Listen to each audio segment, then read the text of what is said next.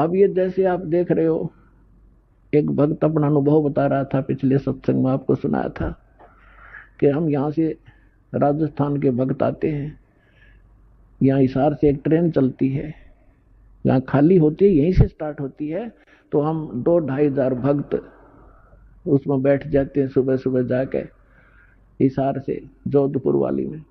और कोई नित्यनेम कर रहा है, कोई मोबाइल से मंत्र सुन रहा है, कोई आरती अपना कोई और शब्द सुन रहा है, चर्चा माले की चल रही होती है।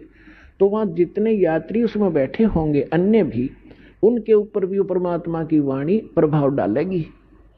बेशक उनको कोई समझ में नहीं आ रहा आरती या नमो नमो सतपुरुष को शुरू में तो किसी के बिना पल्ला पड़ती हो के बोल रहा है, लेकिन वो अपना काम पूरा कर रही होती है, उसको प्रभावित कर रही है आसपास के क्षेत्र में।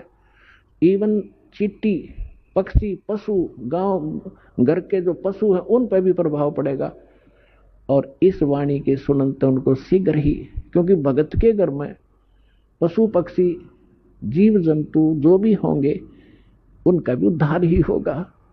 तो इस वाणी में इतनी शक्ति है, परमात्मा की वाणी के अंदर इतना अफेक्ट है कि इस आत्मा के बहुत से पाप ऐसे होते हैं जो ज्ञान यज्ञ से कटते हैं, और फिर उसके अंदर एक विशेष प्रेरणा बनती है भगवान की तरफ से कि कैसा है नास्तिक को। अब नास्तिक कैसे है, जैसे ये आत्मा पाप कर्मों से मूर्छित पड़ी है। अब जैसे किसी को सर्प डस जाता था, अब उसको एक गारडू होता था, विष उतारने का वो मंत्र सिद्ध कर लेता था। ये धात्मिक जो विज्ञान है ये सबसे उत्तम है। अभी तक आपने देखा होगा कोई झाड़े झूड़े ला दिन छोटा मोटा बुखार उतार देते हैं, तो ये इस तरह की क्रियाएं हैं। लेकिन ये भक्ति, ये तो एक अंश मात्र है। और भक्ति जब सत्य साधना आपको मिल जाएगी, किसी चीज की जरूरत नहीं पड़ा अपने, ना झाड़ियां की, इस परमात्मा की भक्ति में सारी शक्ति है, सारा कुछ अध्यात्म मार्ग इसमें है। अब जैसे किसी ने कोई मंत्र सिद्ध कर लिया, आपका मंगलाचरण है जो हम आपको देते हैं, सबसे पहले इसको बोला जाता है। ये मंगलाचरण सब मंत्रों का मूल मंत्र है, चाहे किसी झाड़े ला लो, लेकिन आप झाड़ा मत लगाना। इस मंत्र को जाप करने से आपके आसपास कुछ भी नहीं रहेगा, और फिर आपका मंत्र जो दूसरा दे रखा है वो करते रहे। तो कहने का भाव ये है कि इस दास ने इस अध्यात्म मार्ग का बिटर एक्सपीरियंस हुआ। और पहले परमात्मा ने सन 1988 से 1994 तक 6-7 वर्ष इन सभी संतों महंतों महात्माओं के की जानकारी दिवाई, इनके सत्संग सुना, इनकी क्रियाएं देखी। तो सुनने को मिला कि गरीबदास जी संत था, उसने गरीबदास जी के ग्रंथ में एक शब्द है, घट ही अंदर गारडू धोखे मर गईया, सार शब्द चीन्या नहीं और कोई भेद ना लैया। ये 5-7 लाइन है, उसने उसको सिद्ध कर लिया 1000 बार 2000 बार पढ़ के। तो उसमें शक्ति आ गई कि सर्प किसी ने डस जा, वो ये मंत्र बोल देता, मन मन में बुदबुदा देता, उसका जहर उतर जाता, जीवित हो जाता था। वो उसी से प्रभु पा गया, संत को आ गया। और हम इस वाणी ने रोज पढ़ना तो या आत्मा के सारे जहर तार देगी। जैसे गारडू अपना मंत्र बोलता है और जिसको सर्प डस गया, मूर्छित पड़ा है, वो ना उस मंत्र को सुन रहा है ना समझ रहा है, लेकिन वो मंत्र अपना काम कर रहा है, उसने उस विष को उतार दिया। विष उतरते ही वो चेतन हो गया, जीवित हो गया, मूर्छा उसकी खत्म हुई, तो अपना सुचारू काम करने लग गया।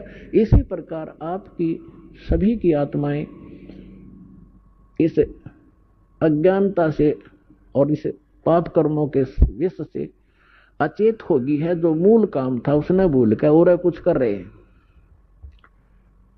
तो ये वाणी जो आपको दी जा रही है, ये सारे विश्व में फैलेगी और सब पर प्रभाव डलेगा। चाहे कोई ना सुन रहा है, ना समझना चाहता है, घर में चला है और सदस्य नाम नहीं ले रखा, कुछ दिनों में देख लेना वह भी नाम लेंगे, क्योंकि उनके वो विष उतर जाएगा, जो पाप कर्मों का उनका धीरे धीरे कम होगा और वो फिर उनमें एकदम प्रेरणा बढ़ेगी। अब जैसे खेत में हमने देखा ये ट्रैक्टर वाले ऊंचे शोर में ऐसी बेहुदी भजन गाने रागनी वो गाते हैं, ट्रैक्टर चलाते हैं, और वहां पर भगवान के भक्त अपना कान में लीड ला के और कोई मंत्र सुन रहा होगा या कोई शब्द सुनेगा, ट्रैक्टर चलाते चलाते नित्यनेम कर रहा होगा और सुन रहा होगा, मजदूरी करते करते भी आप ये कर रहे होगे। और ऐसे भक्त का बोया हुआ बीज भी जो भी आम समाज खावेगा उसको भी प्रभाव डालेगा। एक समय की बात है कि एक दो भक्त, दो संत बने हुए थे, उन्हें चेले बना रखे थे। थोड़ा बहुत अध्यात्म ज्ञान इनको होता तभी तो ये थोड़े बहुत आम समाज के अंदर पूज्य हो जाते हैं। तो वो दो संत थे, एक संत कहने लगा चल मेरे शिष्य हैं वहां चलते हैं, वो दूसरा भी साथ चला गया। तो जिसके वो जाकर रुके उस बहन ने नाम ले रखा था, दीक्षा ले रखी थी। उसके घर उसकी बहन आई हुई थी, उस बहन की बहन, और उसकी बहन की लड़की विधवा हो गई थी और वो बहन बड़ी टेंशन में थी। तो जो उपदेश प्राप्त थी उस बहन ने अपनी उस बहन को जो अनुपदेशी थी उससे कहा कि बहन रोटी बनवा दे, मेरी मदद कर दे, खाना बनवा दे, साधु संत आ रहे हैं। तो उस बहन ने वो खाना बना दिया जिसकी बेटी विधवा हो चुकी थी। उसी टेंशन में थी, वह क्या होगा मेरी बेटी का, छोटे छोटे बालक हैं, हे भगवान के ऊपर कैसे गुजारा होगा, माता पिता को तो बड़ा टेंशन बनी रहती। अब इन विचारों से ग्रस्त उसने खाना बना दिया, संतों ने खा लिया, वह सो गए।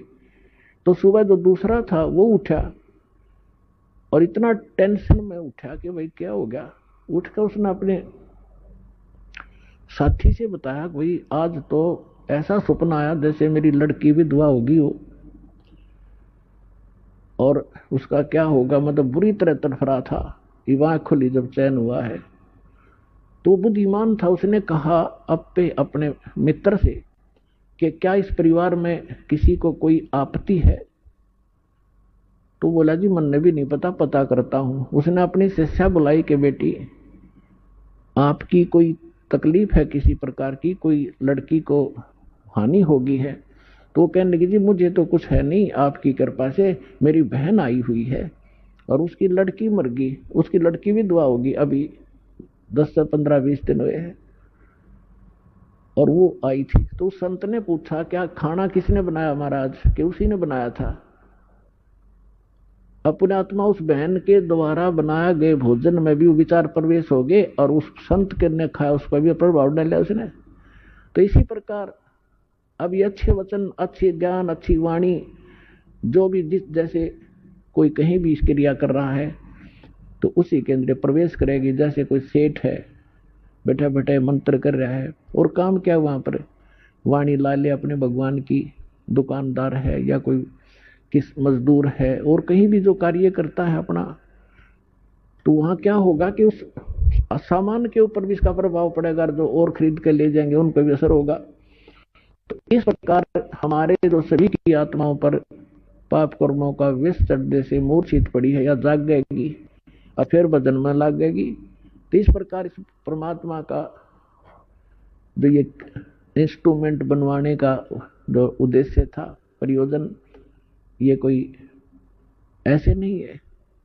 नहीं तो इसके अंदर सारी बकवास देखें, जब तक ये ज्ञान नहीं होता, कोई फिल्म देख रहा है, कोई और बकवास देख रहा है, कोई खेल देख रहा है, और अब ये ज्ञान होने के बाद कि ये बकवास छोड़ के इसमें भगवान देखो, परमात्मा का नाम सुनो, ज्ञान सुनेंगे। तो यही इंस्ट्रूमेंट जो दुरुपयोग करके हमारा जीवन नाश कर रहे थे, ये हमारे